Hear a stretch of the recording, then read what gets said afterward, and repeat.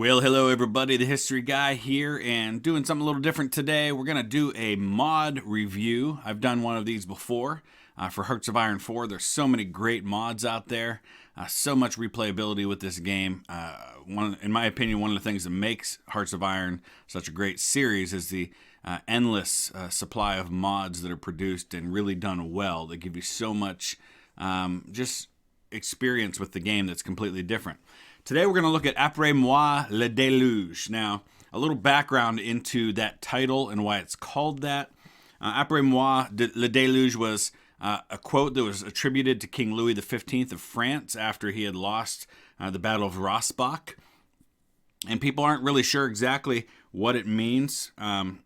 It's supposedly was something to do with basically him saying that after he's gone, if he's overthrown by a revolution, well, there's going to be a mess. Or it might have been that he was saying he doesn't care what happens, let it happen. It literally means after me, the deluge, or after me, the flood.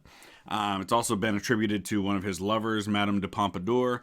It was also a quote that was used by Karl Marx in his book Das Kapital, talking about capitalism. So there's a lot of background to that, but we'll read. I just want to kind of look through the brief history of the mod. It's going to be a lot of me reading stuff, but that's how you get introduced to the mod, and then we'll start looking at some of the different nations and what their focus trees look like. So the empire established by Napoleon was supposed to civilize the world, bringing peace to Europe and glory to France. It succeeded for 100 years, but the peace was shattered in the most traumatizing way imaginable. Once the Great War had been won by France just a few short years ago, the English and the Russians, her perpetual enemies, were humiliated. Half a generation of men lay in shallow graves stretching from Calais to Romania.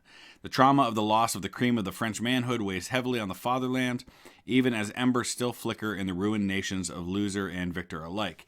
So right there you have a divergence from history, because obviously Napoleon's empire lasted, and rather than being allies, England and Russia are enemies in the Great War, which makes sense because they were enemies of France during the Napoleonic Wars. So right now we have, it looks like Napoleon IV is governing over an absolute monarchy in France, the French Empire. So then we look at some of the other nations. We've got the People's Republic of Germany, which looks like it is a radical republic, a communist nation under Ernst Thälmann. The Federal Kingdom of America. This is particularly interesting because it's King John II, an absolute monarchy. And if I highlight over this, you can kind of see the line of John II, the House of Hamilton, was not the founding fathers' first choice for a king. However, George Washington died without an heir, and Alexander Hamilton was selected as sovereign by a constitutional convention.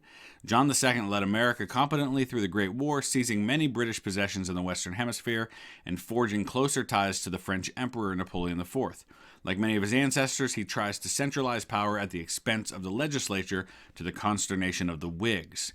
So in Great Britain, we have Edward VIII. So it appears that he actually stayed in power rather than leaving. So we've got Napoleon IV with the French Empire. Let's see, the Kingdom of Great Britain's an absolute monarchy as well. The Polish Empire was ultra-nationalists. So I guess they're about as close we get to fascism so far. And we've got Alexander IV is the Tsar of Russia, which is interesting.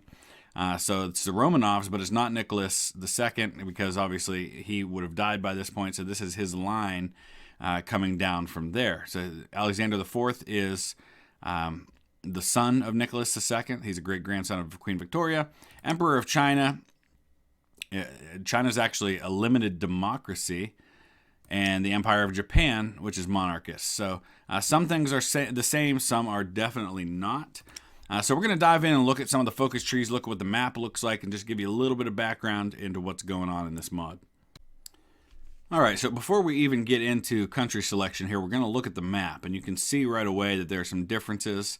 The French Empire has more territory than they otherwise might have. They've got a little bit of Spain down here. They've got some of Italy right here, and obviously looks like Alsace and Lorraine are part of France instead of part of Germany. So just this little extra territory right here. So Germany's broken up into the People's Republic of Germany, the Kingdom of Westphalia, the Teutonic Reich, And here we have the French Mandate of Pomerania. We've got the Polish Empire, the Austrian Empire, the Magyar, which would be Romanian Empire, or not Romanian, Hungarian Empire.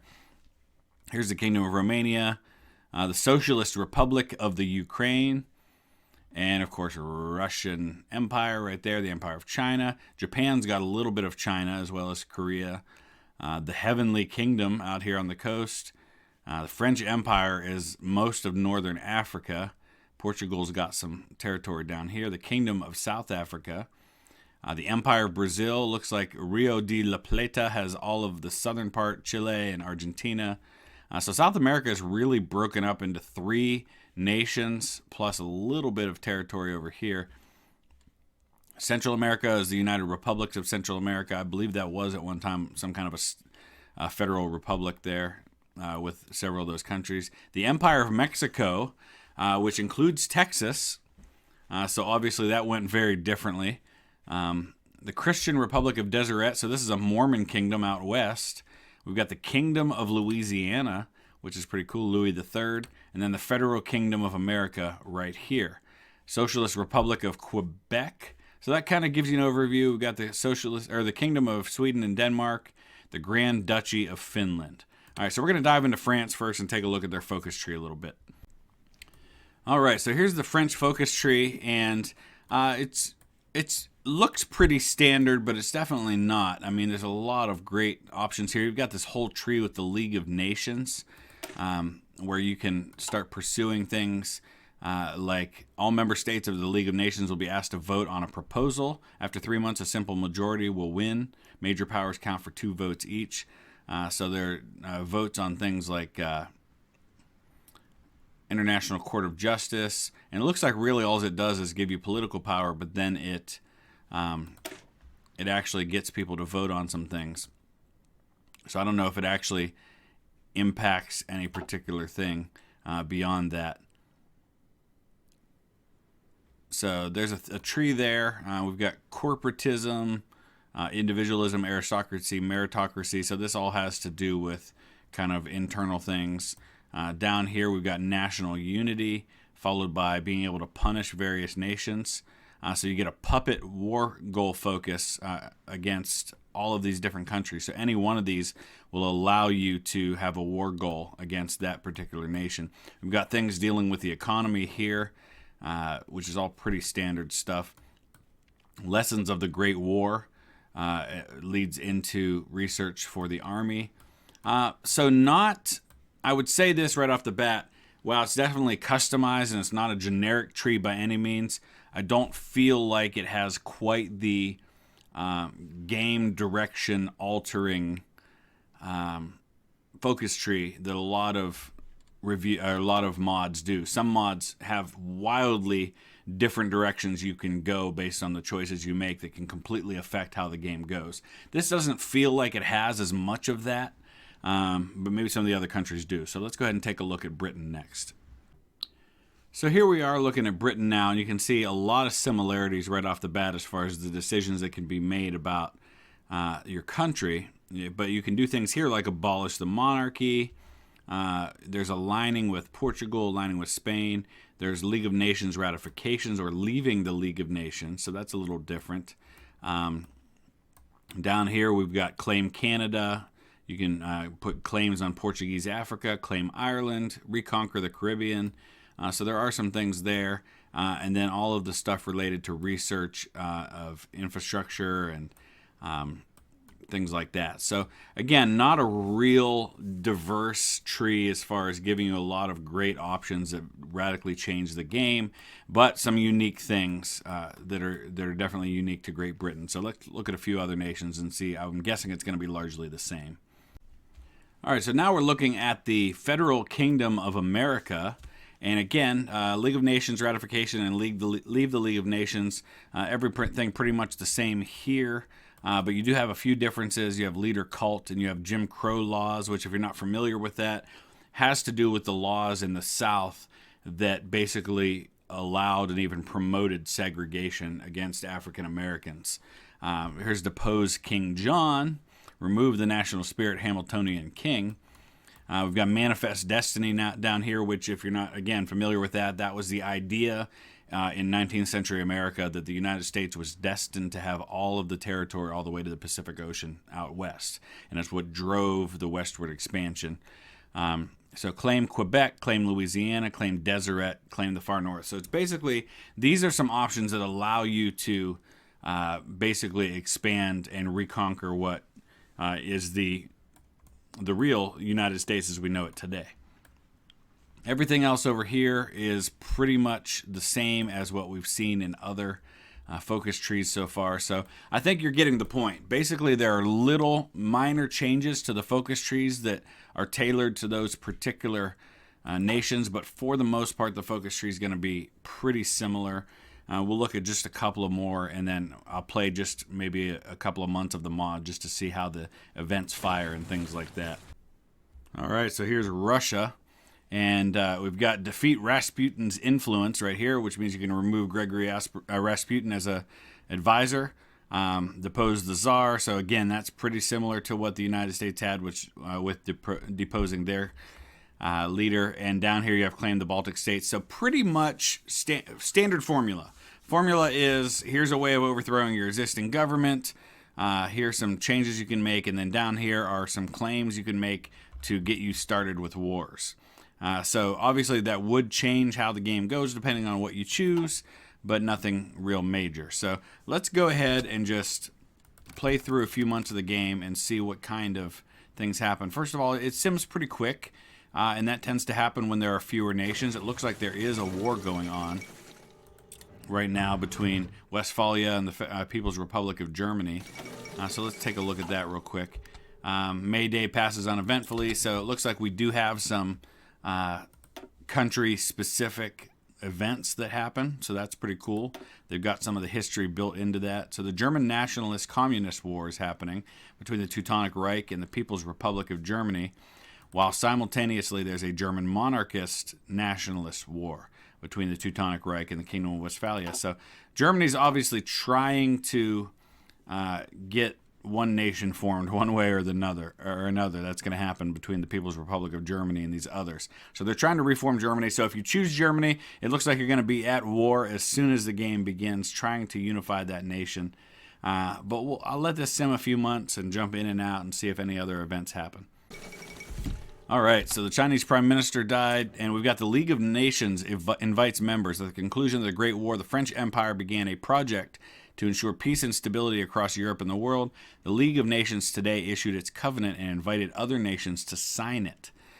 So I don't know if I'll be asked specifically to do that. So here we have, this is kind of cool. Under decisions, you have the option to change what your flag looks like. So I actually really like that. I think that's cool. It only costs you 10 political points. So I'm wondering now if other nations have that same ability or not. So right now we've got the Russian Empire flag. We could change it to the Tsar's banner. So boom, there you have it. That's pretty cool. I like that little tiny feature that actually kind of changes the feel of the game. So now I'm kind of curious to see what other people's decisions look like. So it looks like Hirohito gave up control to the Japanese ultra-nationalists. So there's a lot happening. That's pretty cool. Here's our option to join the League of Nations. So I'm curious to know what happens. Oh, we won't be able to join later. It's now or never. So we'll go ahead and join. I mean, I guess it doesn't matter. I'm not really playing through the game. But I'm going to look at a couple of those decision trees on a couple other nations, and then I think we'll probably wrap this up. All right, just as I was about to leave, I want to show something real quick. International Court of Justice has been proposed. Now, obviously, France is probably choosing these things in their focus tree. And what makes this interesting is if we ratify this convention, it will be much more difficult to create a casus belli, both for us and our enemies. So there is a direct impact to the things that the League of Nations chooses to do. So that's pretty interesting and pretty cool, and that could definitely change how the game operates. Last couple things we'll look at with this mod. One of the things is I want to look at some of the choices that are available here. I'm on the United States now, and obviously you have the same kinds of things as far as cabinet ministers go, and these are some of the real-life cabinet ministers that actually existed, folks like Cordell Hull, for example, and Bethlehem Steel, things like that. These are all pretty standard to the game.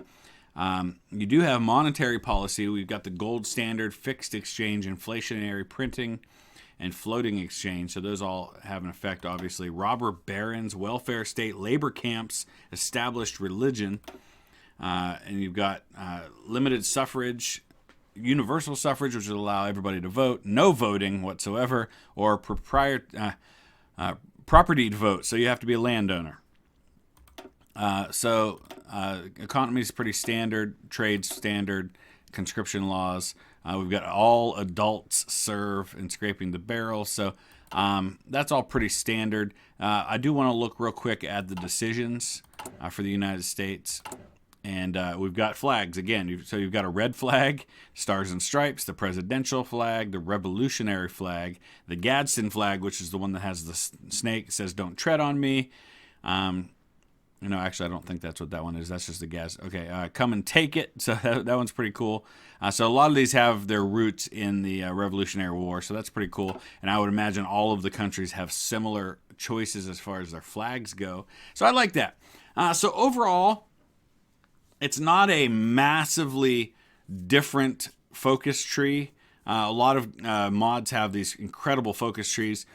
This one, I think a lot of the work was done in the initial start of the game with how the nations are broken up with the different history. And obviously, they've done their work with the events that fire and giving you some kind of immersion into the world, which is always a key part of these mods, is helping you to feel like you're in a different world. So they've definitely done that. It definitely is a completely different way of looking at the world than any other mods. So I can see why people would enjoy this.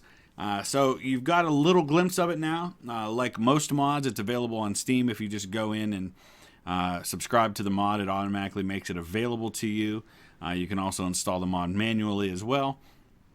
But it's called APRES MOI LE DELUGE, and now you've seen it. So thanks for watching. Please hit that thumbs up. That lets me know that you like this and you want to see more mod reviews like this. Please use the comment section below and let me know your thoughts. Or if you have a request for a particular mod that you'd like me to do a little review of next. But it's worth checking out. It seems pretty interesting. I'm not sure if it's one I'd do a series on, but I might play it on my own just for fun. So thanks for watching, guys. We'll see you again soon.